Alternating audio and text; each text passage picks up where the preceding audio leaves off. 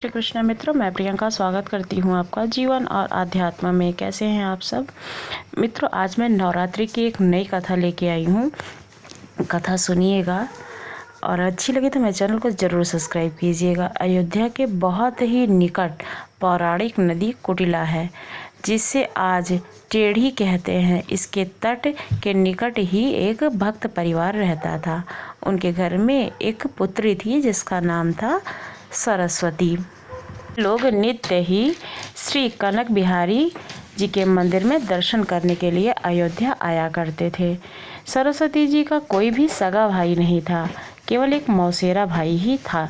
वह जब भी श्री रघुनाथ जी का दर्शन करने आती थी, मन में यही भाव आता था कि श्री रघुनाथ जी यानी कि अयोध्या जी के सरकार जी उनके अपने सगे भाई हैं। उनकी आयु उस समय मात्र 2 वर्ष की थी।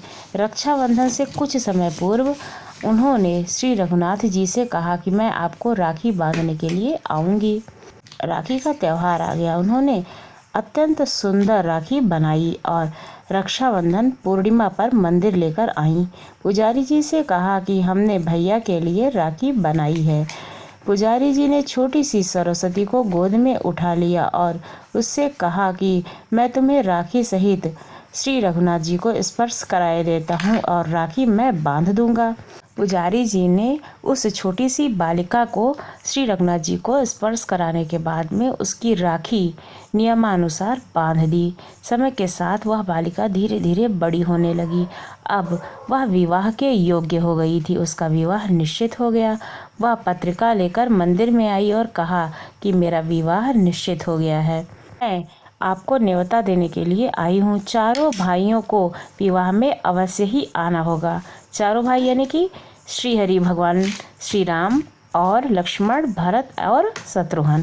पुजारी जी को पत्रिका देकर कहा कि मैंने चारों भाइयों से कह दिया है, आप पत्रिका श्री सरकार जी यानी कि श्री रघुनाथ जी के पास में रख दो और आप भी कह दो कि चारों भाइयों को विवाह में अवश्य आना है। ऐसा कहकर वह अपने घर को चली गईं।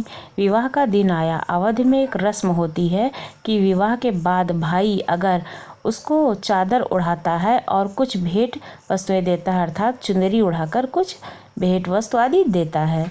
उनकी जो मौसी थी सरस्वती जी की, उनको लगा कि इनका भाई जैसे नहीं है और जो मौसी के ही पुत्र थे वही उनके भाई थे, तो उन्होंने अपने पुत्रों को 11 रुपए दिए और जो चुनरी उड़ाई जाती है वो सारे सामान देकर और बहुत सारे उपहार देकर उनको विवाह मंडप के लिए निकलने को कहा। जिस वाहन से आ रहे थे वो वाहन उलट गया।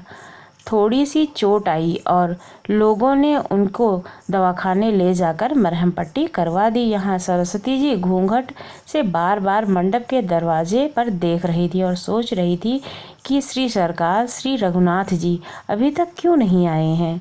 ये सरस्वती जी को पूरा विश्वास था कि उनके चारों भाई अवश्य ही उनके विवाह मंडप में आएंगे। माँ से भी कह दिया था कि ध्यान रखना, अयोध्या जी से मेरे भाई अवश्य ही आएंगे। माँ ने उनको भोला समझकर हंस लिया। जब बहुत देर हो गई तब व्याकुल होकर वह दरवाजे पर जाकर रोने लगी। दूर दूर से सभी रिश्तेदार आ गए थे, लेकिन उनके चारों भाई अभी तक नहीं आए थे। मैं उनकी बहन नहीं हूँ क्या जो अभी तक वो आए नहीं। उसी समय 4 बड़ी मोटर गाड़ियाँ और बड़ा सा ट्रक आते हुए उन्हें दिखाई दिया। पहली गाड़ी से उनके मौसी का जो पुत्र था और उसकी पत्नी उतरे। बाकी गाड़ियों से और 3 जोड़ियाँ उतरी।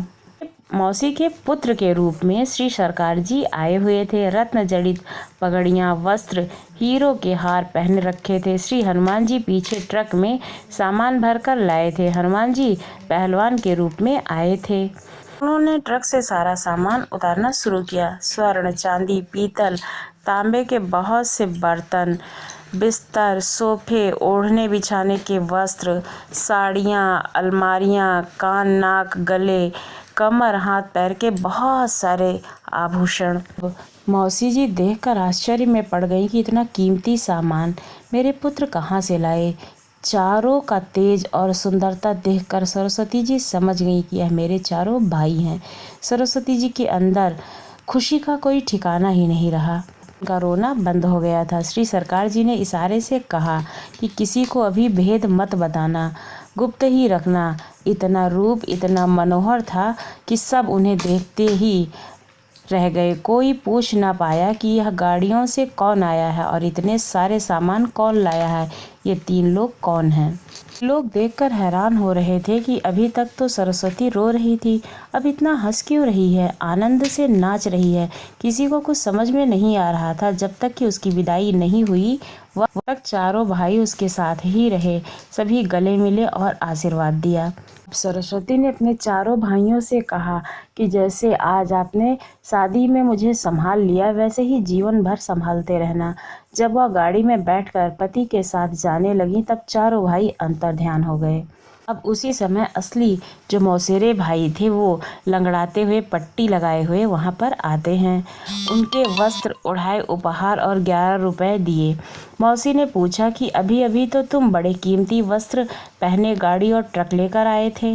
अब उसकी जो माँ थी वो समझ गई कि ये जो चारों भाई आए थे वो अयोध्या से श्री रघुनाथ जी और उनके 3 भाई आए थे, क्योंकि उनके मौसी का तो एक ही पुत्र था जो अभी आ रहा है।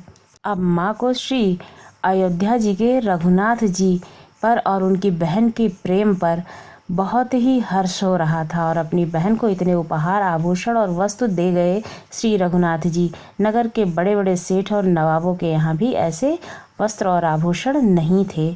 आपको हमारी ये कहानी कैसी लगी ज़रूर बताइएगा। अगर अच्छी लगी हो तो हमारे चैनल को सब्सक्राइब कीजिएगा। धन्यवाद।